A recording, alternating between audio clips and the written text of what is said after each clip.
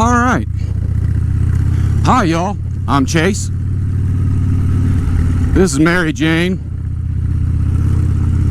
My 2013 Dyna Fat Bob 103. It's a buxom girl. And this is about what I have to do every single time I leave my house. I have to go up a gravel road with about 250-degree steep inclines that are covered with a crap load of gravel, so it's extra dangerous. Oh, and the road is only about 1 1/4 wide, 1 1/4 lanes, which sucks pretty bad.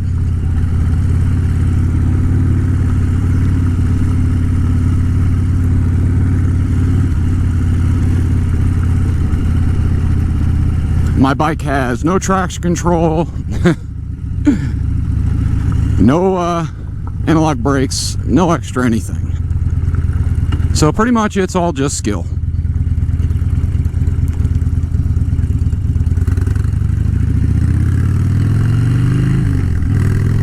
But living out in the country does have its pluses. I get to ride twisties every time I go out. Whee!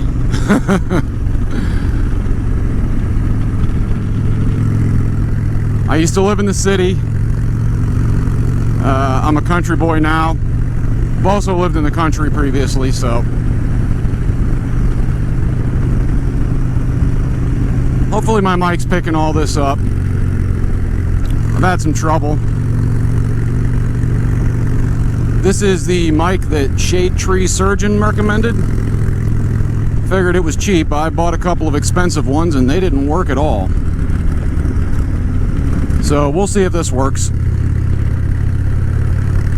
This is the S-Curve. And those people in front of me, boy, they had really taken off, but motorcycles are quick.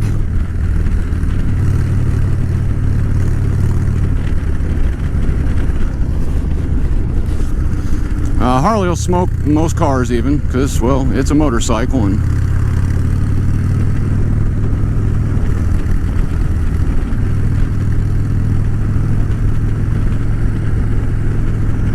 I've done quite a few little upgrades to this. No engine work or anything.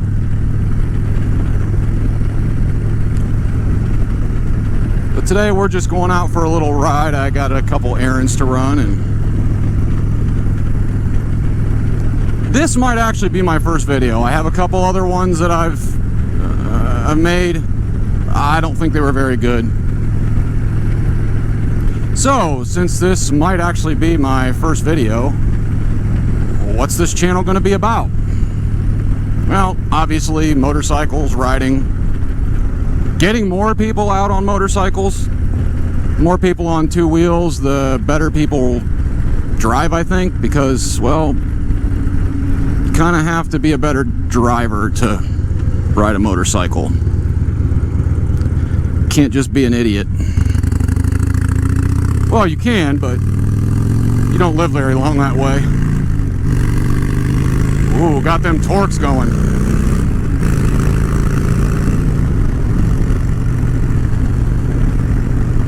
Ooh. Oh boy, I was really, I didn't realize I got going that fast, that quick. Sometimes this bike surprises me. I've had previous motorcycles. This is definitely not my first. My first was a Sportster 883, which I dearly loved. For a first motorcycle, I can't say it was that bad. Second motorcycle was an Aprilia. I think it had a 750 in it. It was okay, but it just wasn't relaxed enough for me. Third motorcycle I had was, Kawasaki Ninja 600. It wasn't for me. The riding stance I like to, well, I mean, I live out in the boonies. So everywhere I ride is a fairly long ride. And being hunched over for a long time just screws with my back and my neck, so it wasn't really the bike for me. Fourth motorcycle I had was a Sportster 1200. Before this bike, that was my favorite. It had quite a bit of torque. It was really fast off the line. Probably not as fast as this, but it was a 883 converted to a 1200, so the gearing was a little bit lower because of being an 883. So man, off the line, it really would hit and get. So this is by far my favorite motorcycle I've ever had. It's got plenty of horsepower, torque. Why I bought a Fat Bob instead of one of the other Dynas? Well, I talked to a bunch of guys. They had all asked what I was going to use it for, since I wasn't going to be using it for stunting, which I've seen people stunting these, and I wanted it for just general riding around. And a little bit of light touring, maybe 200 or 300 miles. This was the bike they suggested. I did not want a huge touring bike because they're not really, I mean, for where I live, it just isn't really the right kind of bike for me, and it's just a little too big, a little too heavy. I wanted something a little bit lighter, a little bit more nimble. And with the extra fat tires on it, it rides a little bit better.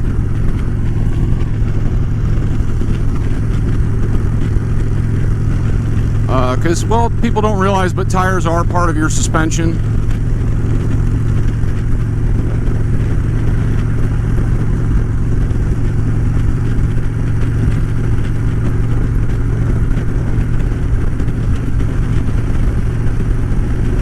I like the color.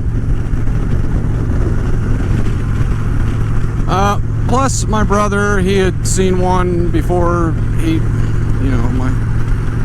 before he was taken from us, and he really liked it. Of course, the one he would have wanted was a silver one, but all those were 96 cubic inch motors or less, and I did not want one of those because they have some little problems here and there that weren't quite worked out.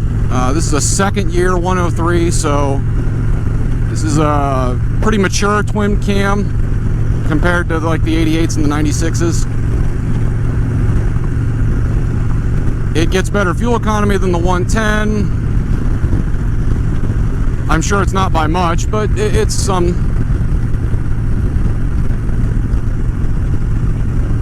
Parts were pretty readily available for it. There's only a few companies that make fairings, either the quarter fairings or like the Road Warrior fairing that I have. Unless you want to switch to a round headlight, then pretty much you can get whatever you want, I think.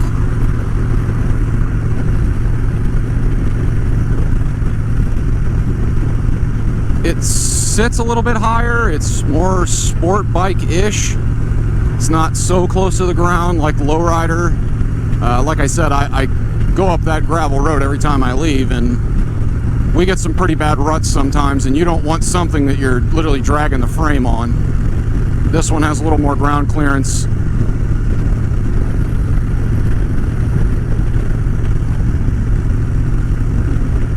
Plus, when I went looking, this bike came with saddlebags. It did have a windshield, but I'm about 6 foot, maybe a little bit over. And with the windshield that was on there, it was too low. And I was pretty much getting bobbleheaded with it. And man, it was just giving me a headache.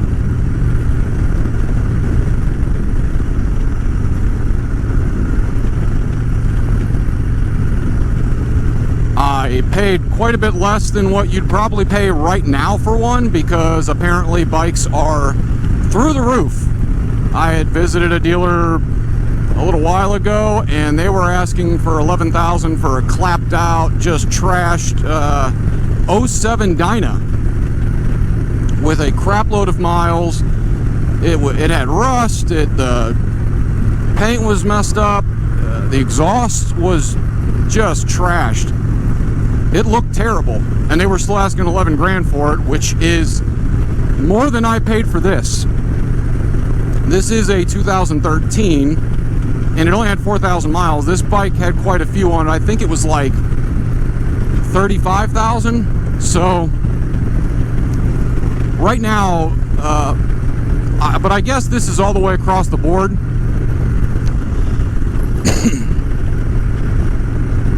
Motorcycles are going for premium prices, used ones especially.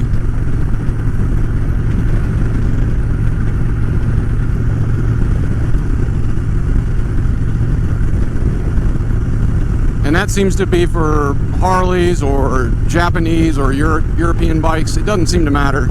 Everything's going for outrageous prices unless you buy a new one. And the used bikes are literally selling for about what a new one is.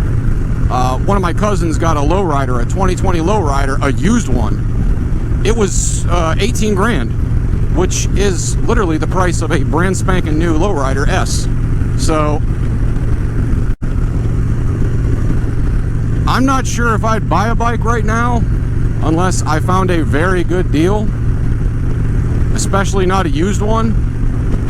I mean, paying MSRP, I understand that, and that's for a new bike, but paying for a used bike that costs the same as a new, that's a year old already, that seems pretty idiotic.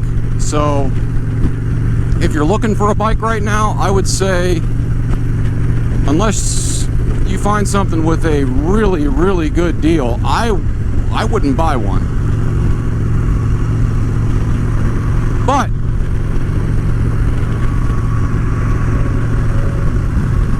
if you have the means, I highly recommend it.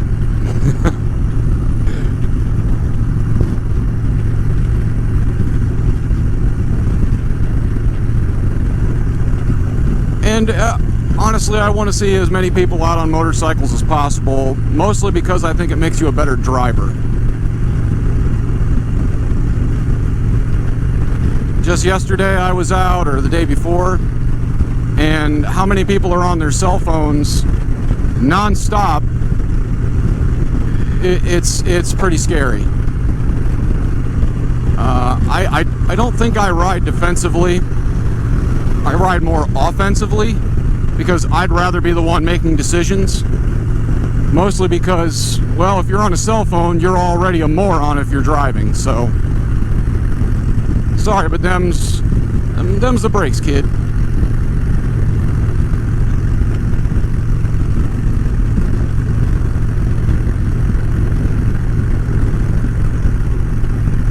Plus, there's not a whole lot out in this world that's as fun as riding a motorcycle. Maybe skydiving.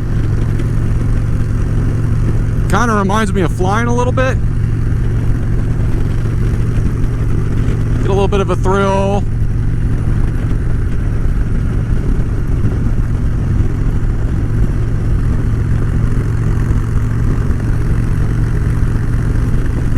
Get past this guy. Seen his blinker come on, but that doesn't mean he's actually going to get over, or he'll not see me and get over it right into me. I think he might have been paying attention though. If you're on if you're riding around in an RV, I would hope that you're paying attention, because the amount of damage you can do in one of those is approaching the same amount of damage you could probably do in, oh, I don't know, a tractor trailer. So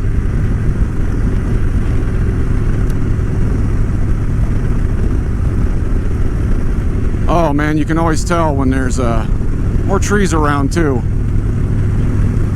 Temperature drops a little bit, you feel that little bit of cool air hit you.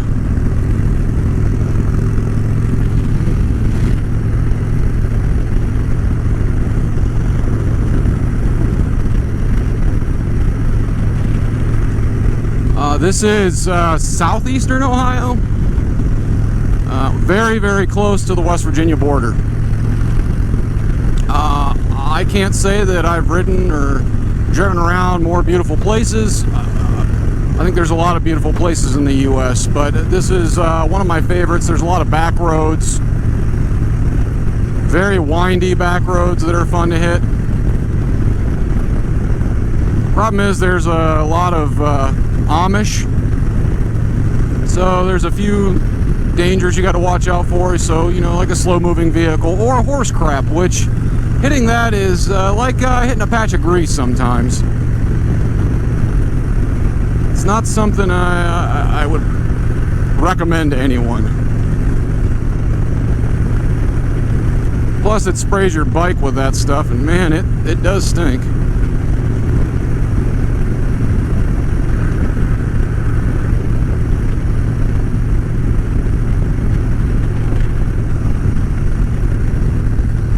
Yeah, it's a beautiful place out here. I used to live in the city. I think I mentioned that earlier. I like living around here more. Not as much traffic. People seem to be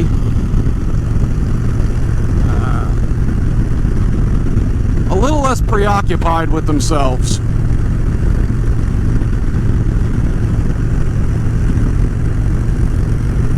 The air is definitely cleaner, I'll say that. I would really fight against ever living in a city again. But if you live there, that's fine. If that's what you're into, man, more power to you. Also, I thought about this for a while, but I couldn't find a lot of guys that were motovlogging on a Fat Bob. Really, they're pretty good bikes. I would say if I was going to pick a smaller Harley to go touring on, this would probably be it. I did look at Softails, but there were just a little too many problems with them that I didn't like. Working on them, just replacing the battery is it's a pain in the butt. The Velcro holding wiring, that isn't something I was too keen on either, because I've seen Velcro literally disintegrate just being out in the elements. And I don't mean like riding around, I mean just sitting outside, not even in sun or anything. It just pretty much starts to disintegrate. The glue on it never seems to hold very well. It's just not very good. And I seen that there's a lot of Velcro holding stuff in place on the Softails. I didn't like that. And the Softail, while being a little more expensive, it didn't quite have the aftermarket support that Dynas have. Dynas are one of the really heavily supported aftermarket bikes. You can pretty much get any part for them that you need, even if it's not from Harley-Davidson.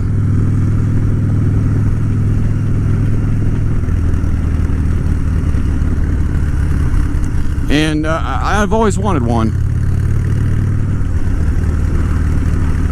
People always rag on Harley. Oh, they leak a lot of oil. They don't have a lot of power. But I mean, if you look up the power numbers for comparable, you know, metric bikes that are cruisers, air-cooled, the numbers aren't that far off. In fact, sometimes Harley even beats them.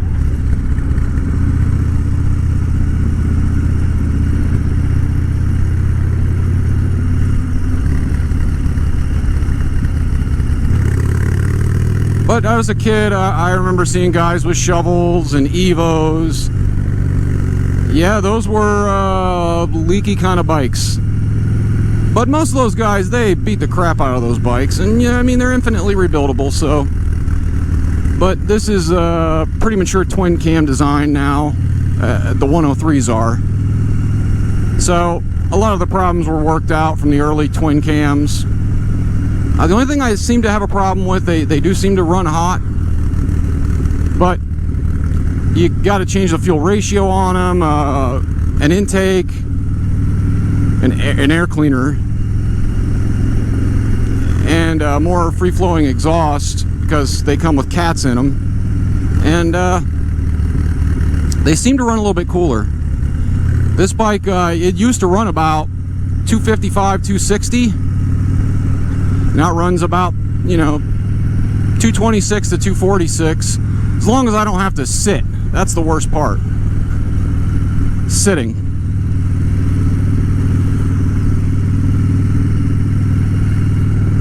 That'll get it hot.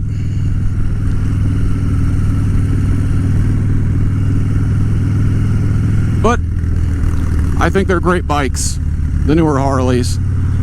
Plus, the newer Milwaukee 8s, they weren't a mature design yet. In fact, I still don't think they're quite a mature design. They usually take about 5-6 years before Harley gets their stuff together on a new motor. So, well, I think that's the end of my ride. I'm done now. That's it. I'll see you guys later.